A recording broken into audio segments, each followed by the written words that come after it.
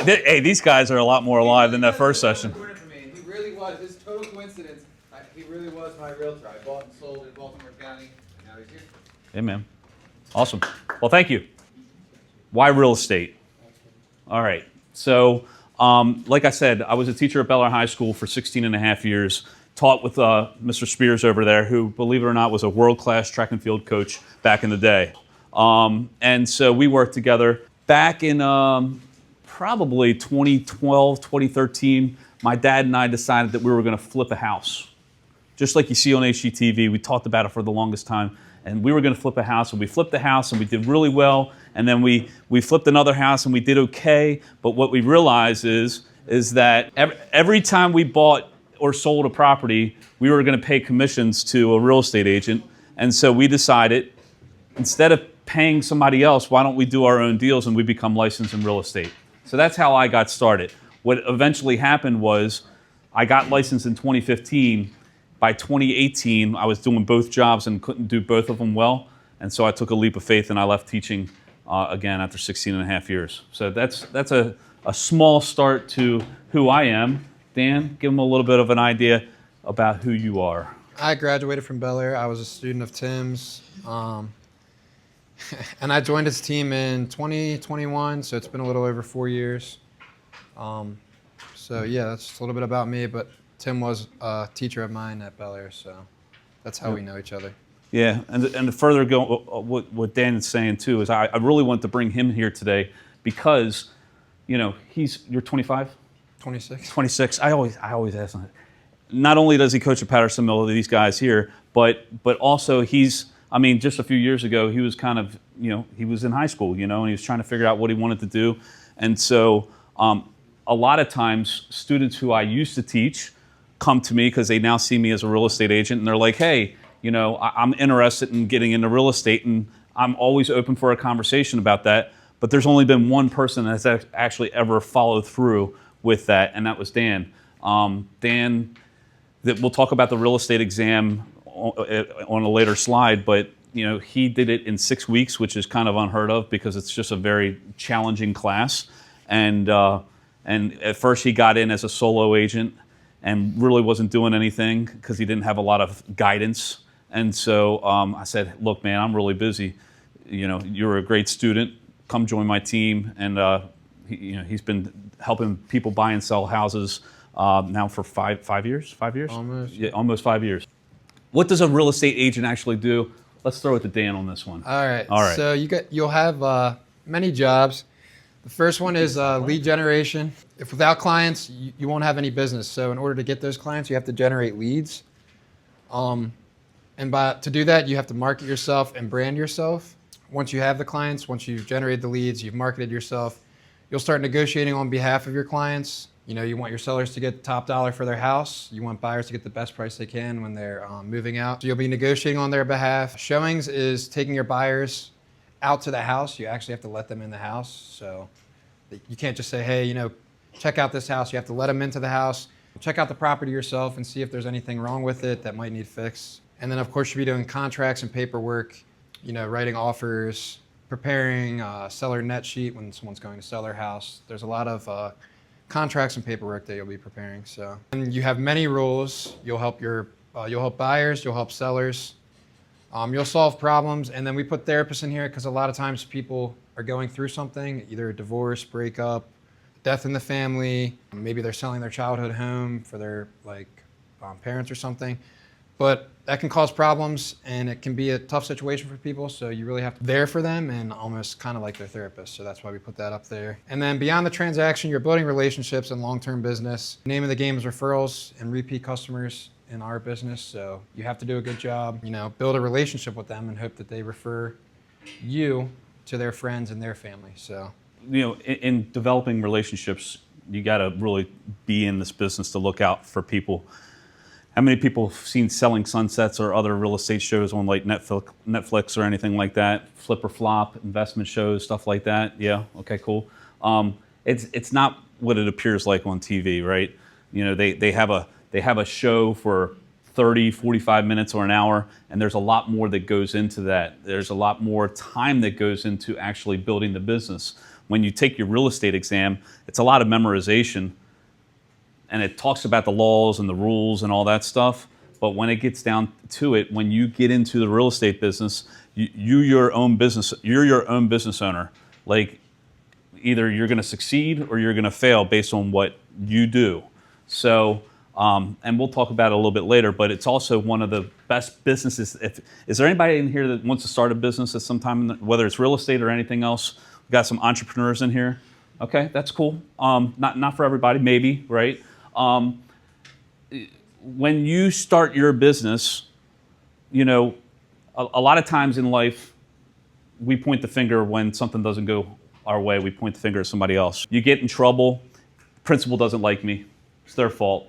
You know, what you have to start realizing, whether you're in business for yourself, whether you're in real estate, whether you're in anything in life, you get further when you can take accountability for what you're doing and say, no, this is on me, this is my fault. And because the sooner you can get to that, the sooner that you can get to figuring out what you need to do to move forward. It is a very demanding job because again, you're serving at the pleasure of your clients, and you're really looking out for their best interests. So in negotiations or communication, you really have to try to be a good people person. You really have to genuinely try to care about other people and the things that they're going through, and understand why they're acting sometimes the way they're acting, because sometimes people are crazy.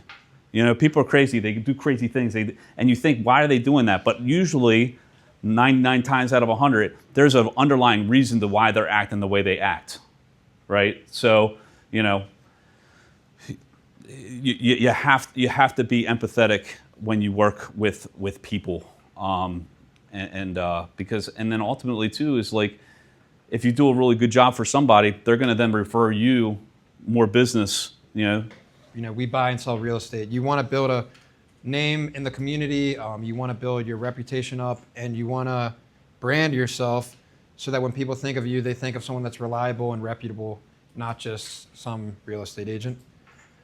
You have to have time management and self-discipline. Like Tim was saying, if you don't succeed in the business, it's not because of anyone else, it's because of you. So if you don't have good time management or self-discipline, you're probably not going to succeed. And if you're going to sit there and blame other people, you're just pointing the finger at someone that you shouldn't be pointing it at. So you have to kind of be able to balance that.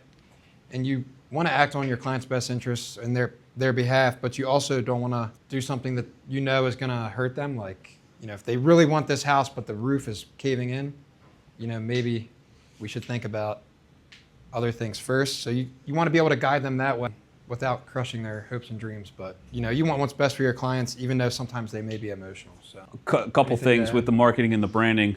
Again, we're on all social media platforms, and we have fun on TikTok, and we actually have a podcast called the TMA Connection, and we'll have the handles up there at the end for if you guys want to follow. I checked after the first session, we had several followers come in, so that's good stuff, because we do a little bit of humor on the TikTok and all that stuff. So, but the other thing is, there was a stat where 87% of people that get into the real estate business, real estate agents, 87% of them are out of the real estate business within the first 5 years.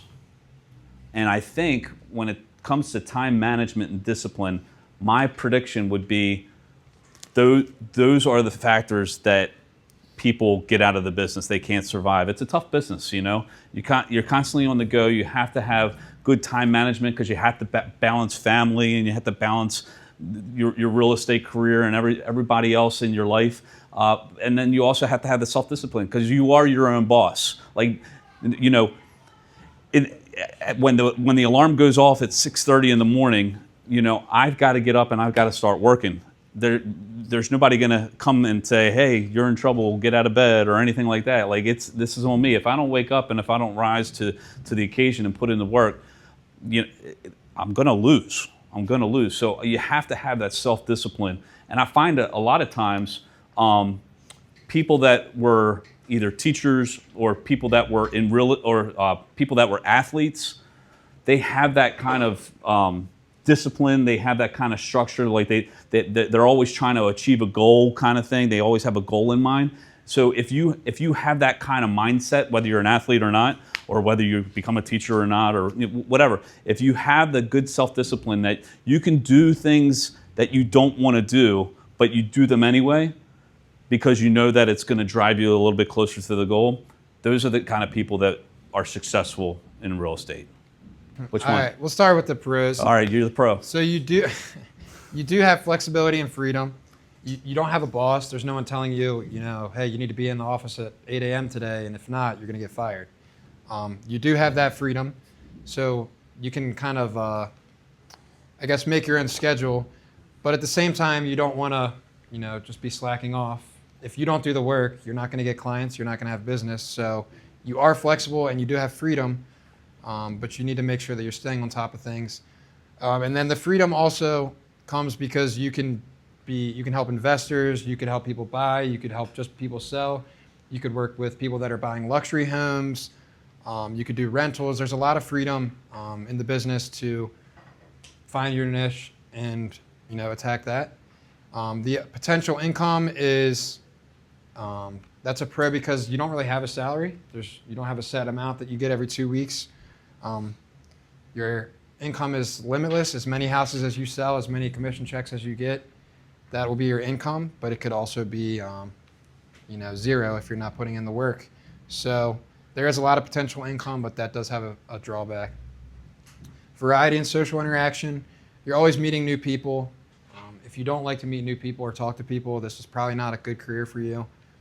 You're always going to be meeting new people. You're going to be networking, interacting with new clients, interacting with lenders or other vendors in your field that you're connecting to your buyers and sellers. And then you're helping people with life-changing moments. People that just got married and are about to have a baby on the way. They need to get into a house. First-time home buyers, people that are selling their childhood home. There's a lot of life-changing things in this field, and you're helping people through those moments, so you get a lot of intrinsic value out of that. So those are a few of the pros. Yeah. As far as cons, income inconsistency, Mr. Spears gets paid every 2 weeks, whether you guys show up for school or not, right? So he's getting paid. In real estate, you only get paid when you close a deal. So and a deal could be several months. So sometimes things are going really well, you're super busy, and then there's other times where it kind of flattens out and it's not so busy. So like our January was banging. We did really good in January. February, we hit a lull. March, we're now starting to get a little bit more busy because of the spring market. So you got to be disciplined in putting money away too, so that when those slow times do happen, you're not out on the street homeless because you're helping other people get into their homes, but you can't even pay your own mortgage payment, right? And put food on the table. You're always on call. Sometimes you have people, they call you at 10 o'clock at night, and it's like, you really don't need to call me at 10 o'clock at night. There's nothing that's going to take place between 10 o'clock at night and say 8 or 9 in the morning, right? So, every client has a different schedule. They have different work schedules. Sometimes you can't get out and show them a house because you got something going on. They're going to just move on to the next real estate agent. So you have to be available. And one of the things that we do as a team is Dan, myself, and then there's another guy, Adam.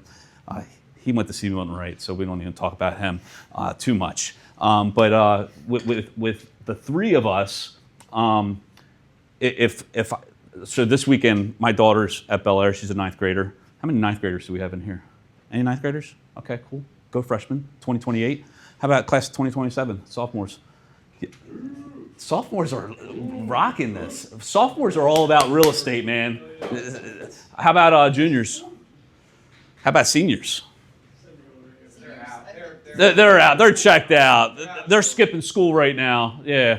All right, so we got a good balance of sophomore, juniors, and freshmen. So my daughter's a freshman at Bel Air High School, and she has a tournament this weekend on Sunday, and I know I'm going to get a call because it happens every time that somebody wants to go see something. Well, if I'm not available, I have Dan or Adam that can jump in for me. So when you get into, if you got into real estate, you would want to have some kind of leverage that would allow you to be in multiple places at one time. And sometimes, especially when you start off, joining a team helps you have that leverage for time, but then it also has that guidance that you're going to need to be a real estate agent. I think that's in another slide, so we won't go too far into that.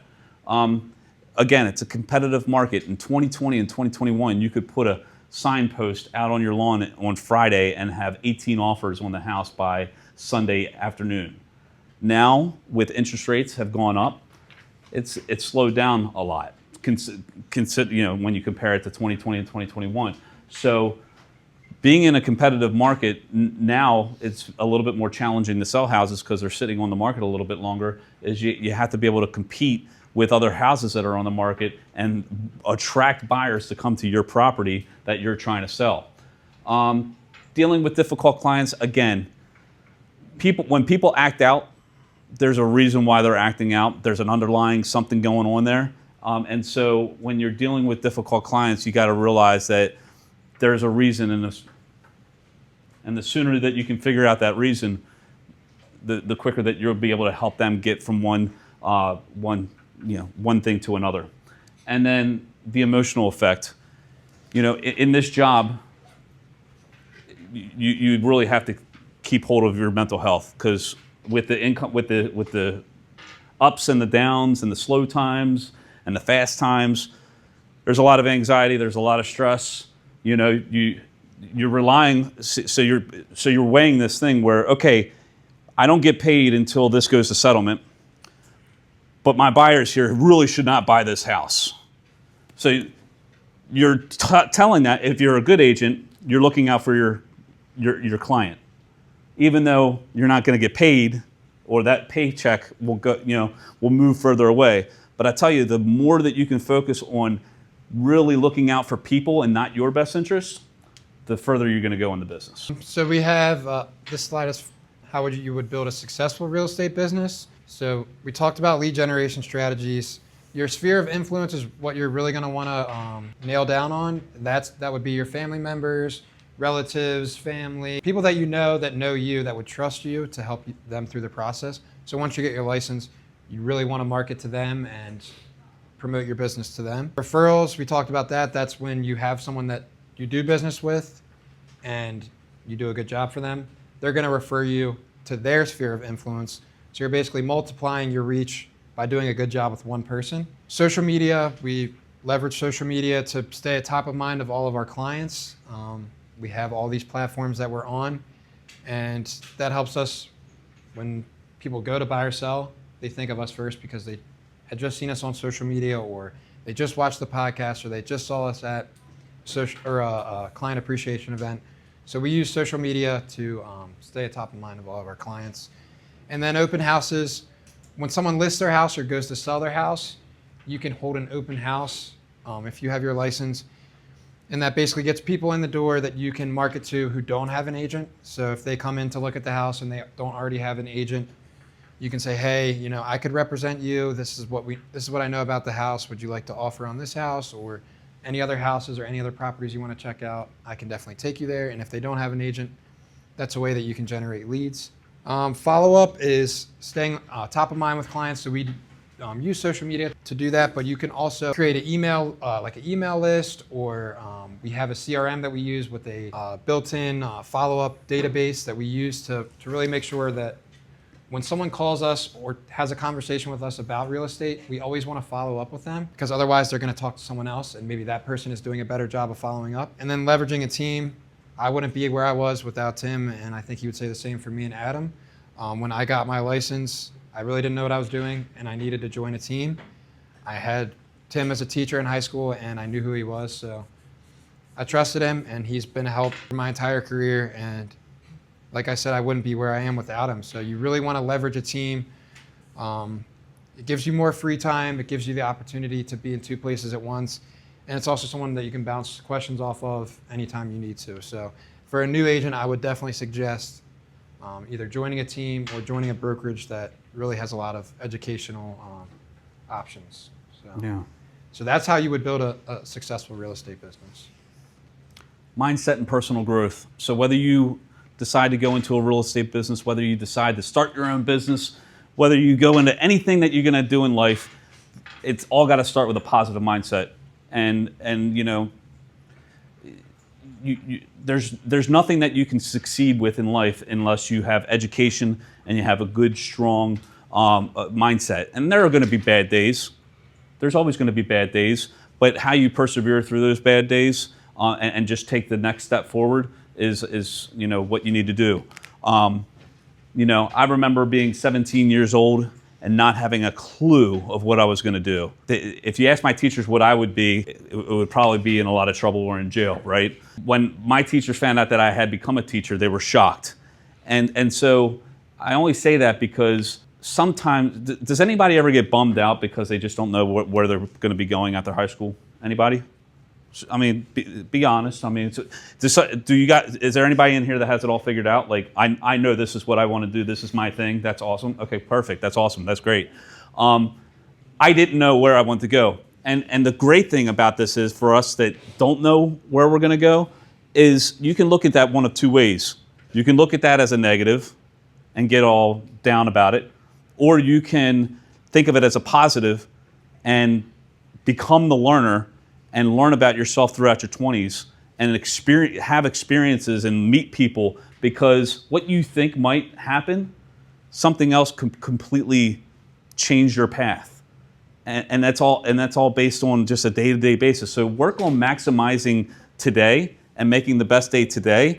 And if you can do that over the course of time, life is going to be so much greater than if you're always caught up in what's going to happen 10 years down the road. Forget 10 years down the road. How can you make a difference in somebody's life today? How can you be nice to somebody today? And just try to have small wins every single day. The other thing I was talking about is becoming a learner. So, you know, when I was in high school, when I was in middle school, I did the bare minimum of what I could do to get through an assignment. It wasn't until I started changing my mindset as far as giving it extra with everything that I do. Always try to do one more than you're comfortable with. Like you're trying to push yourself. It's like these sheets that you have to fill out. Are you just filling out one word just to fill it out? Or are you trying to really deeply reflect and say, you know, you really put in some detail, you really put in some thought, you know? Eventually you're going to get to a point where, you know, doing the extra, putting in the extra effort, becoming the learner, reading books. I hated reading when I was younger. How many people don't like to read? Anybody? Yeah, but once you start finding something that you're passionate about and you're not being told to read Fahrenheit 451, or did anybody read that book? It is a good book. When you start learning about the things that you want to learn about, reading changes. So I would force you, if you could get anything out of this, I would say, force yourself to read. Force yourself to become the learner. Even if you don't like it, do the things that you don't want to do, because when you do them and you know that they're good for you, it's going to change your life, whether you become a real estate agent or not. One of the best books that you could probably get if you were really genuinely looking to become a real estate agent, it's called The Millionaire Real Estate Agent by Gary Keller. That's a great book. And then just being able to balance work and life, because it's a challenge. It's 2 separate tests. So you need a 70 on the national, a 70 on the state. In order to pass, once you pass the test, they'll fingerprint you and do a background check. And then you pretty much have your license. It's a 60-hour course. You can do it at your own pace. And you can do it in your room, in your pajamas, or whatever you want to do. You can also do it in person. I think Tim did his in person. Mm-hmm. So you can do it in person. You have both those options, but you have to complete all 60 hours before you sign up to take the exam. It's administered by PSI Exams. I did the exam in person. I think you can do it online now, even the exam portion. But I remember doing it in person. And there's a national and state test. You need a 70% on both of those tests. You just need to find somewhere to work at. You can't just be, you need to find a brokerage. You can't just be a solo agent without being affiliated with a brokerage. So you'll find a brokerage. We're with Cummings & Company. There's Keller Williams, Century 21, all these different brokerages that you could that could hold your license.